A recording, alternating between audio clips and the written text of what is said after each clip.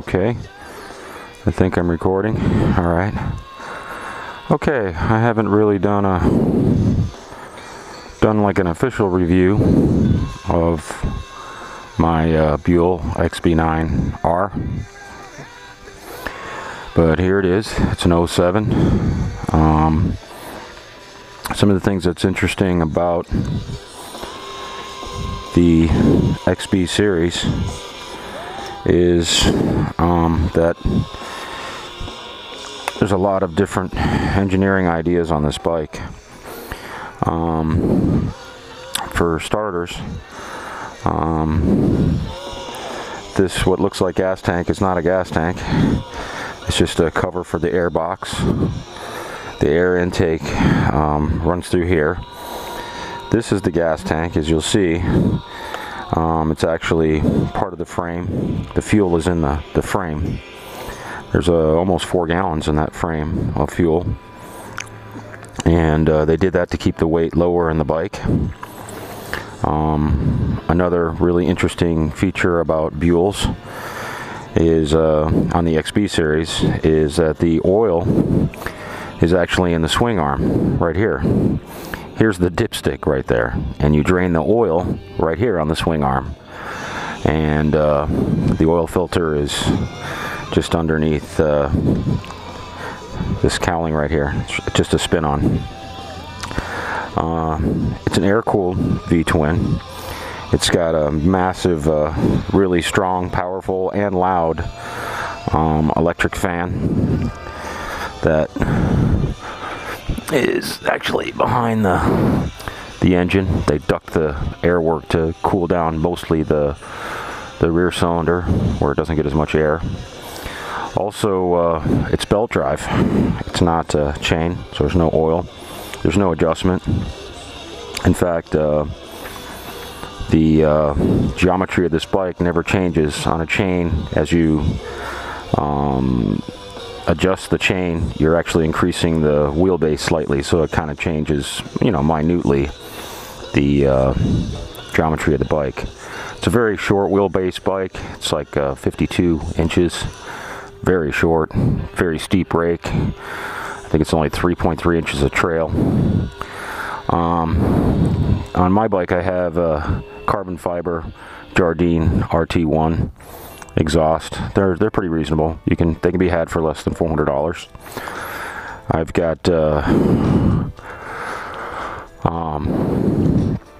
on my bike I put on, well, anyways, I mean the brake system is a perimeter brake system where they actually bolt up the rotor not to the hub but to the outside of the rim, and when they do that they can make these spokes extremely thin because there's not that much pressure since the brake is not on the hub, so it saves weight on the rim.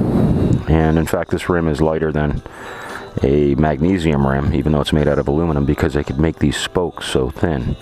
On my particular XB, I upgraded my brakes to, you'll notice it says ZTL2.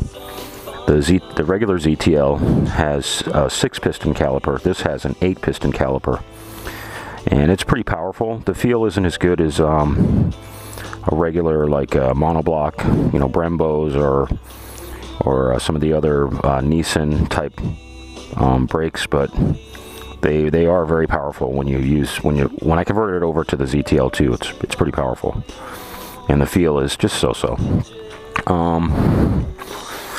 I guess that's I think that's it on this. Some of the main engineering things about this bike. It's a hoot to ride, I should say. It's very light. It's got a lot of torque. It doesn't have as much top end horsepower as like say a Japanese 4-cylinder, but it's really light.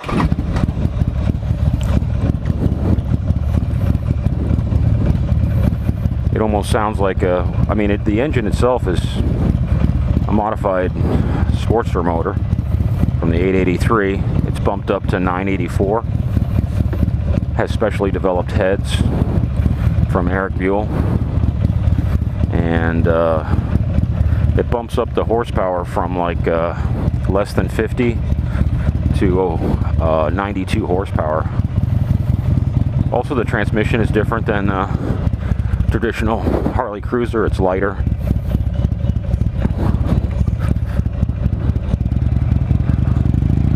It's very, very torquey.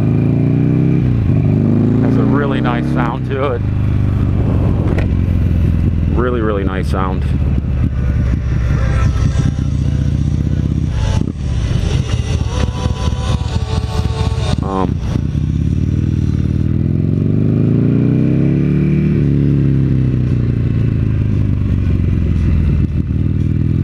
You have to be real careful with the throttle if you're not used to it, because this motor is extremely torquey.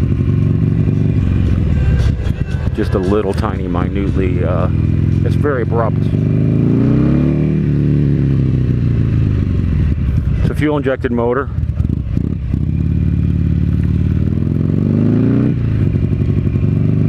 You can do tuning on it with your laptop, as long as you have the diagnostic cable. I think they call it a DDFI or something like that.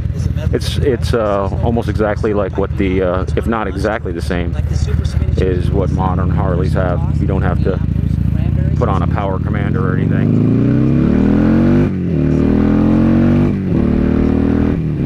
This thing just jumps when you hit the gas.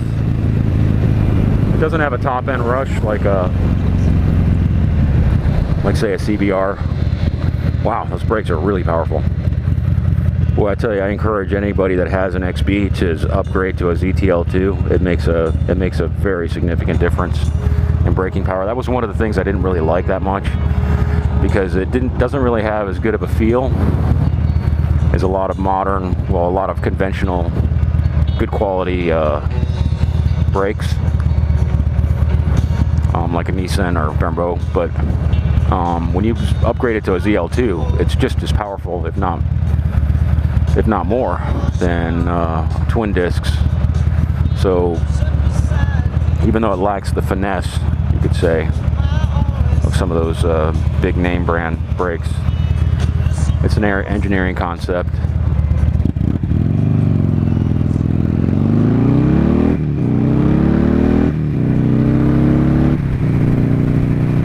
I don't know if you can pick up the wonderful noises that come out of this engine. It's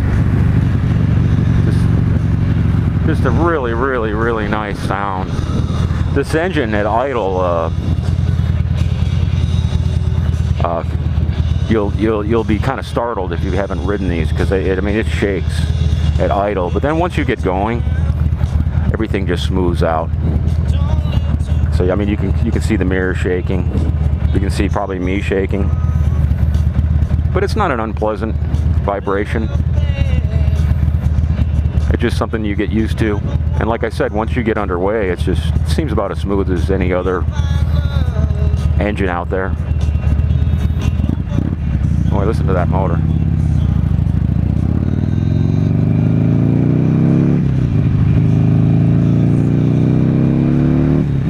Because it's torquey, you don't have to worry about if you're in the right gear. It's very, very, very, very compact, very narrow bike. It's a naked bike, has a small fairing here. And, well, you can just carve your way through traffic on this thing with the torquey motor, because you've always got power. You can squirt out of trouble really fast. You can find holes, gaps in traffic. There's not much traffic today, well, right now anyways. But man, I tell you, this is just a really, really great bike. If you're a commuter in heavy traffic,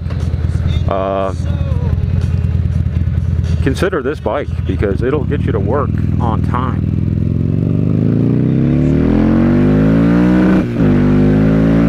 Came up. Oh, I gotta go here.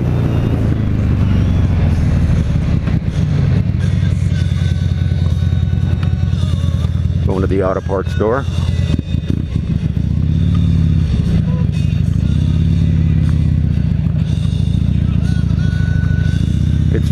It's very flickable. It doesn't have the sophisticated kind of feel of a CBR or as far as going around corners, but it'll do it. You can definitely keep up with those bikes in corners. You can beat those guys in the corners on this bike. Okay. Over and out for now.